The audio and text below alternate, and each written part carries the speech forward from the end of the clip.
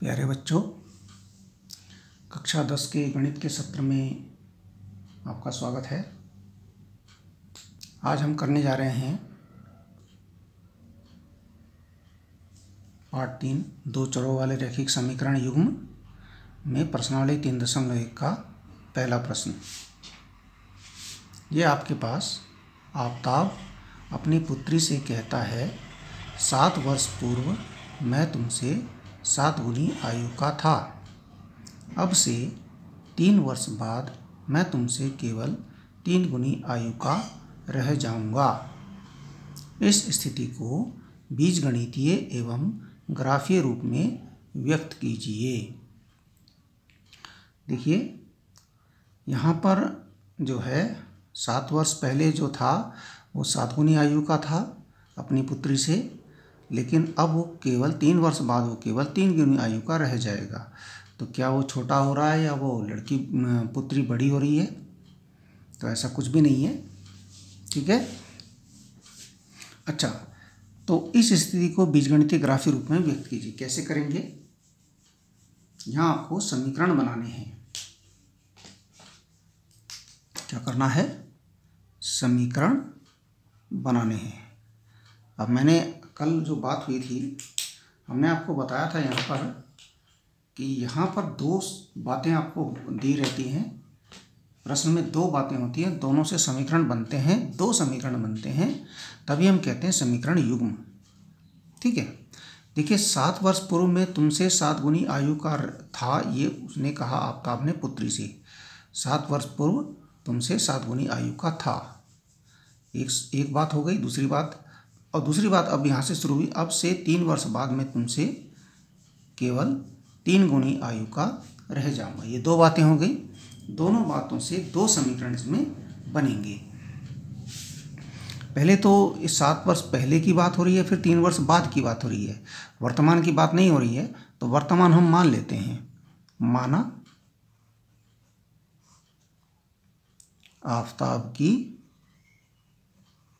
आफ्ताब कह लिए, पिता भी कह सकते हैं, आफ्ताब की वर्तमान आयु हमें नहीं पता है, तो हम इसको एक चर में मान लेंगे। चर हो जाएगा x वर्ष और पुत्री की वर्तमान आयु, इसको दूसरे चर में मानेंगे y वर्ष। ठीक है। आफ्ताब की वर्तमान आयु x वर्ष और पुत्री की वर्तमान आयु, मतलब इस समय जो उनकी आयु x वर्ष और y वर्ष है। अब 7 वर्ष पूर्व, 7 यानी कि 7 वर्ष पूर्व आफ्ताब की आयु क्या रही होगी?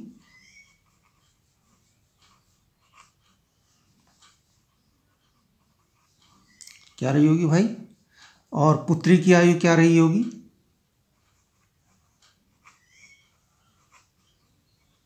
पुत्री की आयु भी 7 वर्ष पूर्व क्या रही होगी? देखिए, इस समय आफ्ताब की आयु x वर्ष है, यानी अगर हम माने कि इस समय हमारी आयु 20 वर्ष है, तो 7 वर्ष पहले क्या रही होगी? वे 7 कम कर लेंगे, 13 वर्ष रही होगी, तो 7 कम होगी ना। तो ऐसे ही यहाँ x वर्ष है, तो आफ्ताब की आयु 7 कम होगी। 7 वर्ष पहले 7 कम रही होगी, यानी कि x में से 7 घटा लेते हैं। अब घटता तो है नहीं, इतना ही मान लेते हैं। फिर x में से 7 घटता तो है नहीं ना। ऐसे पुत्री की आयु, पुत्री की इस समय y है वर्तमान में, और 7 वर्ष पहले क्या रही होगी? y ऋण 7 वर्ष। अब ये कह रहा है, बात ये थी कि 7 वर्ष पूर्व मैं तुमसे 7 गुनी आयु का था। अब एक समीकरण बनेगा। यहाँ पर समीकरण यानी समान करना है, दोनों आयु को हमें समान करना है। यहाँ बनेगा आपका समीकरण, दोनों आयु को समान कर दीजिए, बराबर। कैसे बराबर होंगी? देखिए, जो आफ्ताब है वो x-7 है, पुत्री की आयु y-7 है, और आफ्ताब की आयु पुत्री की आयु की 7 गुनी है। तो आफ्ताब की आयु 7 गुनी है पुत्री से, यानी आफ्ताब बड़ा है, तो 7 की गुणा हमें आफ्ताब की आयु में ना करके पुत्री की आयु में करनी होगी, तभी वो बराबर होगा। यदि हम इधर आफ्ताब की आयु में कर देंगे तब वो आफ्ताब तो और ज़्यादा हो जाएगा, है ना। तो बराबर करना है तो हमें जो कम है उसमें गुणा करनी पड़ेगी। कम है पुत्री की, तो 7 की गुणा हम इसी में करेंगे। अब हो जाएगा x-7, 7 की गुणा कर दो, 7 की y में गुणा करेंगे तो 7y, -7 सते 49। ठीक है। अब देखिए अब क्या हो जाएगा, पक्षांतर कर लीजिए। 7y को इधर ले जाइए, x ऋण 7y हो जाएगा। 7y इधर आ गया, 7 को इधर ले जाइए, -49 पहले से है, 7 इधर जाएगा, प्लस का 7 हो जाएगा। अब देखिए क्या आ जाएगा यहाँ पर, x ऋण 7y बराबर, ये घटेंगे, माइनस का 42 आ जाएगा। ठीक है, ये हो गया आपका समीकरण 1। चाहे तो इसी प्रकार से मान लीजिए या ऐसे भी लिख सकते हैं, x ऋण जो मानक रूप में, ये 42 को पक्षांतर कर प्लस 42 बराबर 0। ये आपका एक समीकरण बन गया। यही इसका बीजगणितीय रूप है। लेकिन अभी एक शर्त और है, एक प्रतिबंध और है। एक प्रतिबंध दूसरा क्या है, अब से 3 वर्ष बाद मैं तुमसे केवल 3 गुनी आयु का रह जाऊंगा। अब से 3 वर्ष बाद मैं तुमसे केवल 3 गुनी आयु का रह जाऊंगा, मतलब अब से 3 वर्ष बाद। अब लिखेंगे हम 3 वर्ष बाद। आफ्ताब की आयु क्या होगी भाई, आफ्ताब की आयु, यानी यदि मेरी आयु इस समय, आफ्ताब की आयु यानी इस समय 20 वर्ष है, तो 3 वर्ष बाद कितनी हो जाएगी भाई, 3 और बढ़ जाएगी, 23 हो जाएगी। यानी यदि इस समय उसकी आयु x वर्ष है तो 3 वर्ष बाद x में 3 और जुड़ जाएगा। बाद के लिए 3 जोड़ते हैं भाई, बाद के लिए तो जोड़ना पड़ता है। अब जुड़ तो सकता नहीं, हम x + 3 ही लिख देते हैं।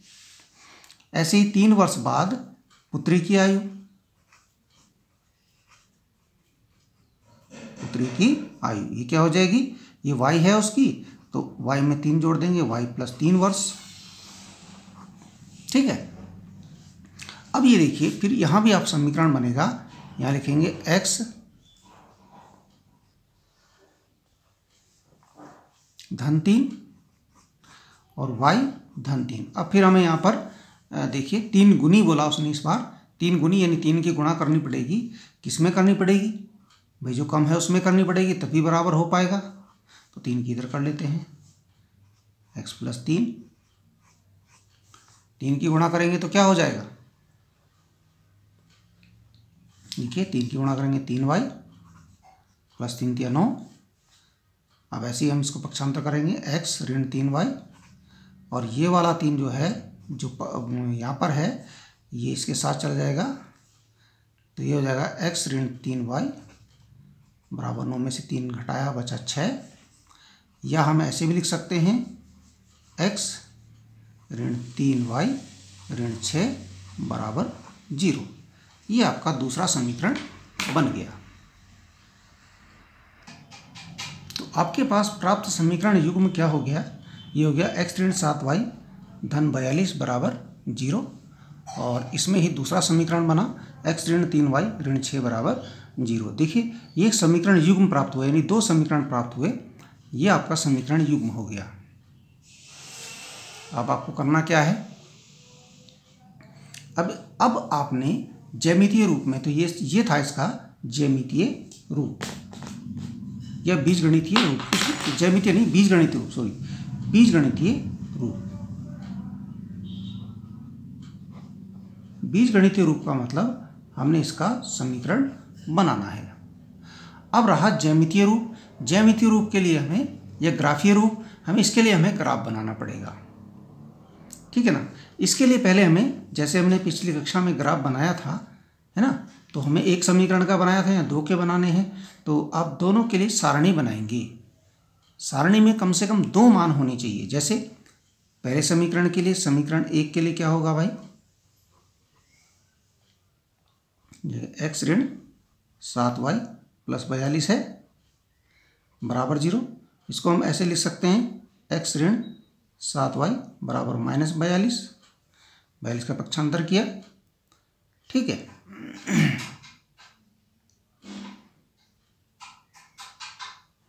और क्या कर सकते हैं, x बराबर माइनस 42 प्लस 7y, ये हम लिख सकते हैं, ठीक है।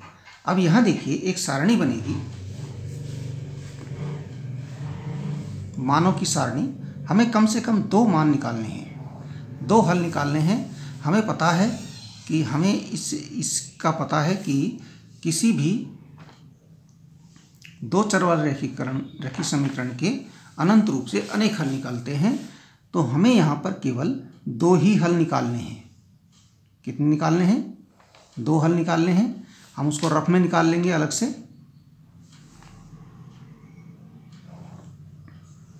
ठीक है। अब x का कुछ मान रखेंगे, याद आ गया होगा आपको।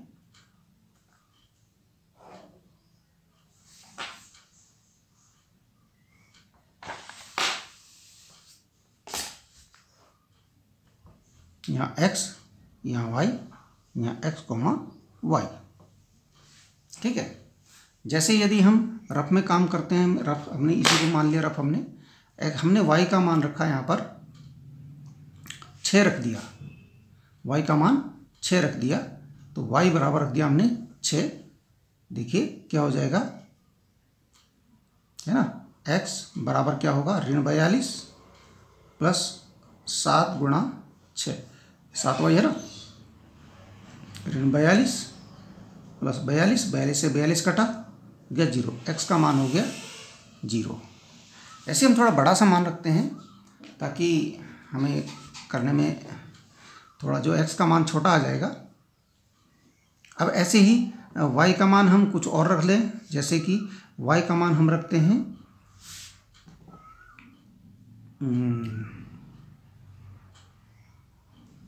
जैसे हमने रखा 5 रख लीजिए, y का मान 5 रख लीजिए।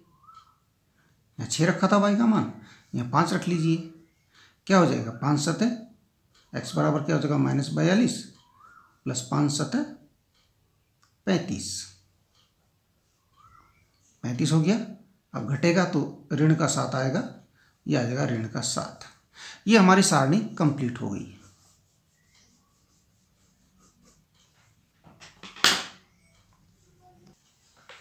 अब यहाँ देखिए दूसरी सारणी हम बनाने जा रहे हैं।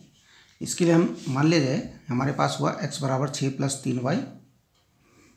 हम क्या करते हैं, इसमें y का मान रख देते हैं। मान लिया जाए ये रफ कार्य है, रफ में करना है इसको।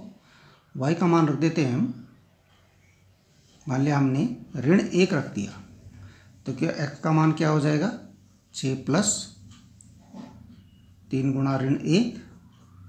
हम मान ऐसा रखने का प्रयास कर रहे हैं कि हमारा मान ज़्यादा बड़ा ना आए। 6 में से 3 घटाया बचा 3, यानी y का मान -1 रखा तो x का मान आ गया 3। ऐसे ही y का मान हमने -2 रख देते हैं, तो क्या हो जाएगा, x बराबर क्या हो जाएगा, 6 प्लस 3 गुणा -2, तो 6 प्लस 3 गुना 6 माइनस का 6 आएगा, 0 हो जाएगा। x का मान 0 हो जाएगा। y का मान यदि हम -2 रखते हैं तो x का मान 0 हो जाएगा। ठीक है, हम प्रयास ये कर रहे हैं कि छोटे छोटे मान रखें जिससे हमारा छोटे में ही काम हो जाए। बड़े रखेंगे तो हमारा बड़े में काम होगा, फिर हमें बड़ा बनाना पड़ेगा, है ना। ठीक है, अब इसके लिए हम चतुर्थांश वाला जो एक वो था ग्राफ, उस टाइप से बना लेते हैं। याद होगा आपको,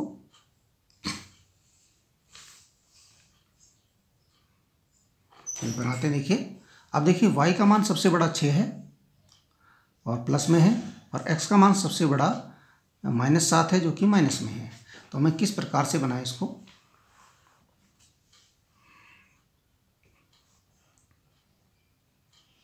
ये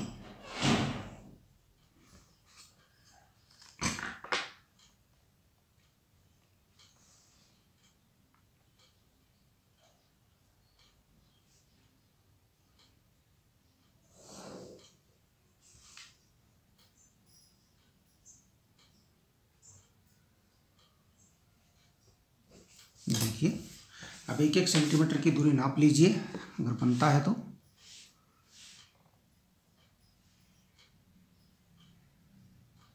छः तक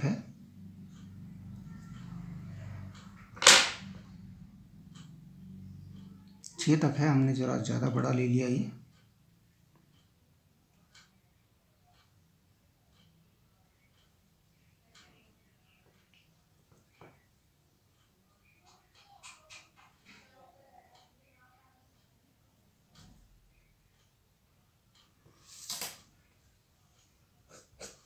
इसको हम काट देते हैं, दूसरी तरफ ले लेते हैं क्योंकि गड़बड़ हो गया। देखिए हमने दोबारा बनाया। यहाँ पर 1-1 सेंटीमीटर की दूरी पर निशान लगा लीजिए। ये हो गया, ये अगर आपके पास ग्राफ है तो बहुत ही अच्छा है। मेरे पास इस समय ग्राफ की व्यवस्था नहीं है। ग्राफ पे बहुत अच्छा बनता है। यहाँ पर भी 1-1 सेंटीमीटर की दूरी का निशान लगा लीजिए।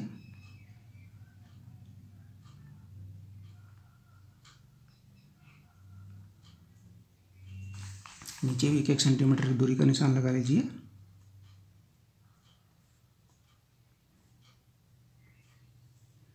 इसको चाहे और बढ़ा सकते हैं थोड़ा, अगर आपको और आवश्यकता है। तो ये 3 हो गया, ठीक है। ऐसे ही इसमें +x पे भी निशान लगा लीजिए। 1-1 सेंटीमीटर का 1, 1 और 1, इतना हमने बना लिया। ये ख़त्म नहीं हुआ है। ये आपका x अक्ष है और ये आपका y अक्ष है, ठीक है। अब यहाँ पर नंबर लिखेंगे आप 1 2 3 4 5 6 7।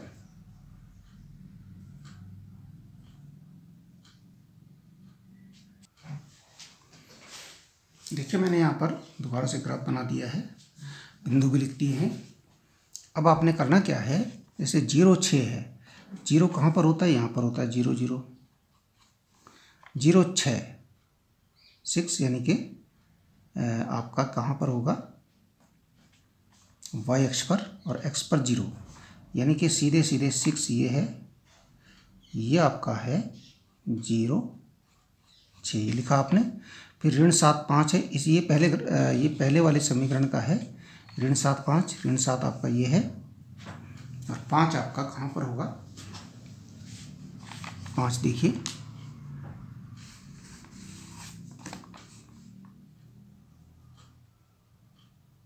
बिल्कुल सीधे में कीजिए, 1 2 3 4 5, ये होगा 5 यहाँ पर शायद, ये वाला ग्राफ में इसलिए बहुत अच्छा बनता है। ऋण 7 5। अब देखिए यहाँ पर, अब ये हमारा एक ग्राफ ये तैयार है। पहले वाले समीकरण का ग्राफ हमारे 2 बिंदु मिल गए हैं, ये हमारा तैयार हो गया।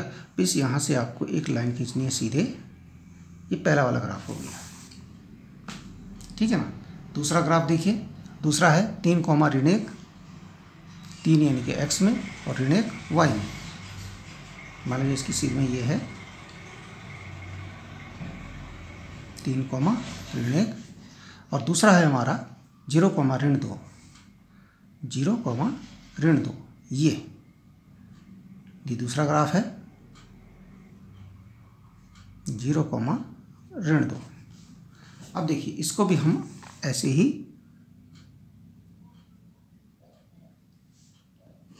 बना सकते हैं और आगे भी खींच सकते हैं। अब देखिए ये ग्राफ बना है, ये शायद कहीं मिलेगा, शायद, पता नहीं, कहीं पर मिलेगा ये, क्योंकि इधर से इसका बीच में दूरी कम है, कहीं ना कहीं जा कर के मिलेगा। बहुत बड़ा ग्राफ बनाना पड़ेगा तब जाके कहीं मिलेगा, है ना। तो हमारा ये ग्राफ तैयार हो गया। हम कह सकते हैं कौन कौन से समीकरण थे हमारे पास। देखिए ये 2 समीकरण थे, x ऋण 7y प्लस 42 का ये ग्राफ है, x ऋण 3y माइनस 6 का ये ग्राफ है, और ये आपका है ग्राफीय रूप। ये आपका क्या कहलाएगा? ग्राफीय रूप। उस समस्या का ये ग्राफीय रूप होगा, ग्राफीय रूप।